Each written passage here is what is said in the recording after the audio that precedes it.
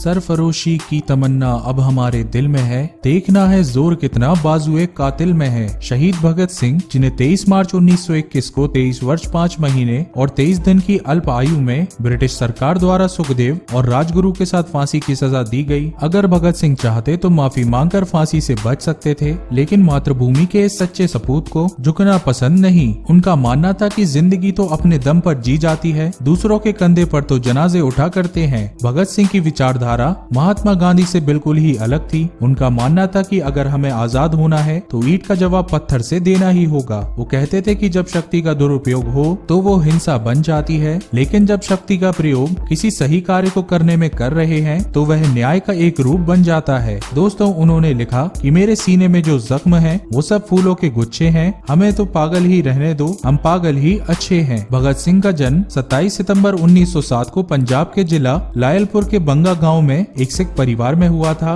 बंगा गांव जो कि अब पाकिस्तान में है। भगत सिंह का जब जन्म हुआ था तब उनके पिता सरदार किशन सिंह और उनके चाचा अजीत सिंह और स्वर्ण सिंह अंग्रेजों के खिलाफ खड़े होने के कारण जेल में बंद थे। भगत सिंह के पैदा होने वाले दिन ही उनके पिता और चाचा को जेल से रिहा किया गया था। इस बात से भगत सिंह के घर में खुशियां और भी बढ़ गई थी। भगत सिंह पढ़ाई के लिए दूसरे सिखों की तरह लाहौर की ब्रिटिश वाले स्कूल में नहीं गए थे, क्योंकि वह ब्रिटिश सरकार की शिक्षा नहीं लेना चाहते थे। इसलिए उन्होंने दयानंद वैदिक स्कूल में जाकर पढ़ाई की, जो कि आर्य समाज की ही एक संस्था थी। 1919 में जब केवल वह 12 साल के थे, उस समय जलियांवाला बाग में हजारों बेगुनाह लोगों को मार दिया गया। उनके दिमाग में यह बात ठेस कर गई थी, इसलिए 14 वर्ष की आयु में ही अपने और अपने देश की रक्षा के लिए उन्होंने अंग्रेजों को मारना शुरू कर दिया था। वे हमेशा से ही गांधी जी के अहिंसा होने का विरोध करते थे, क्योंकि चौरी चौरा कांड में मारे गए बेकसूर लोगों के पीछे का कारण अहिंसक होना ही था। जब चौरी चौरा कांड हुआ था उस समय भगत सिंह जी स्कूल में पढ़ाई कर रहे थे, लेकिन जब उन्होंने इस घटना के बारे में सुना तो 50 किलोमीटर पैदल चलकर वह घटना वाली जगह पर पहुंच गए। पहुंचने के बाद उन्होंने जो देखा वो सचमुच बहुत ही ज्यादा दर्दनाक था। भगत सिंह ने उन शहीदों का बदला लेने के लिए ठान ली और खून से सनी हुई मिट्टी मुट्ठी में भरकर घर ले गए। उसके बाद से ही भगत सिंह ने युवाओं को इकट्ठा करना शुरू कर दिया और एक अभियान की शुरुआत की, जिसका मुख्य उद्देश्य ईंट का जवाब पत्थर से देना था, ब्रिटिश राज को खत्म करना था। युवाओं पर भगत सिंह का बहुत बड़ा प्रभाव पड़ा और इसी प्रभाव को देखते हुए ब्रिटिश पुलिस ने मई 1927 में भगत सिंह को अपनी हिरासत में ले लिया। उनके ऊपर यह आरोप लगाया गया कि वे अक्टूबर 1926 में हुए लाहौर बम धमाके में शामिल थे। हालांकि हिरासत में लेने के 5 हफ्तों बाद उन्हें जमानत पर रिहा कर दिया गया था। ब्रिटिश सरकार मजदूरों के विरोध में एक बिल पारित करवाना चाहती थी, क्योंकि उन्हें भारतीय आम लोगों की परेशानियों से कुछ भी लेना देना नहीं था। लेकिन भगत सिंह, चंद्रशेखर आजाद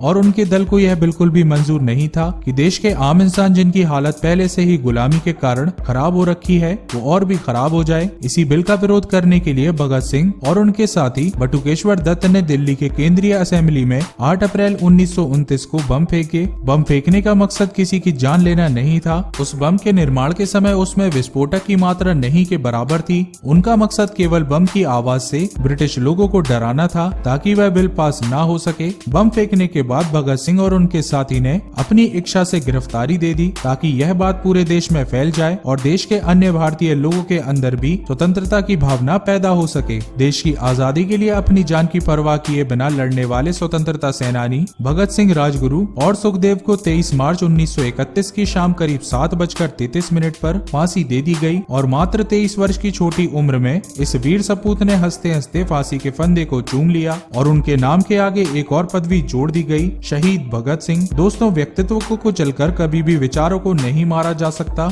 आज भी शहीद भगत सिंह हमारे लिए एक बहुत बड़े प्रेरणा स्रोत हैं। आपका बहुमूल्य समय देने के लिए बहुत बहुत धन्यवाद। इस वीडियो को लाइक करके आप हमारे मनोबल को बढ़ा सकते हैं। साथ ही दोस्तों, अपने फ्रेंड्स के साथ शेयर करना ना भूलें। और इसी के साथ अगर आपने अभी तक हमारे चैनल को सब्सक्राइब नहीं किया तो मैं सजेस्ट करूंगा दोस्तों कि जल्दी से हमारे चैनल को सब्सक्राइब कर दीजिए, ताकि एक भी वीडियो आपसे मिस ना हो पाए।